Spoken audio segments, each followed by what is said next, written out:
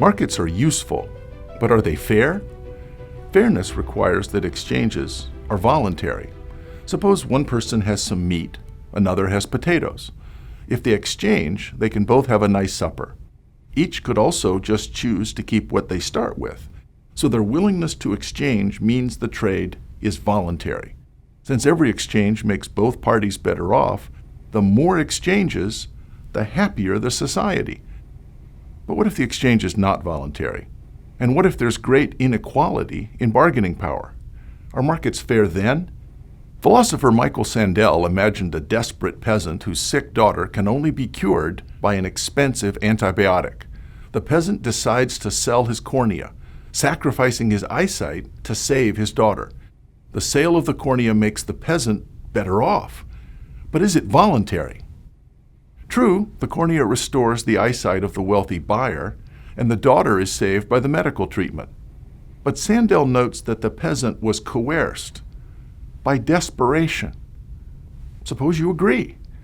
You go to the peasant and tell him, "I'm here to save you. We passed a law that prevents the sale of body parts because you were coerced by desperation. Go ahead and thank me now."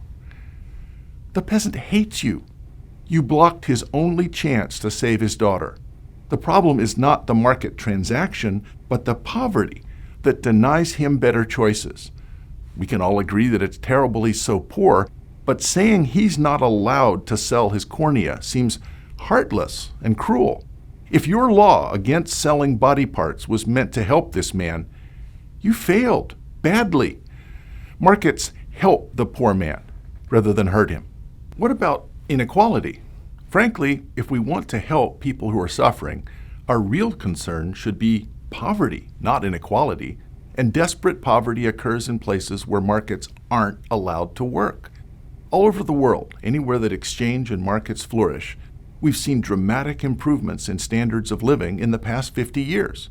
As global markets opened, desperately poor people in much of Asia, Europe, and South America have seen nearly miraculous declines in poverty. Billions of people whose parents or grandparents toiled in sweatshops or small farms are now much better off. As the research of economist Ben Powell has shown, working in a sweatshop actually tends to lead people out of poverty. If you shut down sweatshops because you think people shouldn't have to work in such bad conditions, are you really helping the poor people who work there? Or have you just removed another option from the lives of people who had desperately few options to begin with? As with the earlier example about the peasant selling his cornea, finding a policy solution to address the real problem here is more complicated than it may first appear. Acknowledging this difficulty is at the heart of the PPE approach. You have to combine moral reasoning with practical consequences. You have to be careful not to let moral considerations harm the very people you claim to care about. Working within the local constraints of time and place, and focusing not on the intentions of a policy, but its actual effects, will make you a better policy analyst and also a better researcher.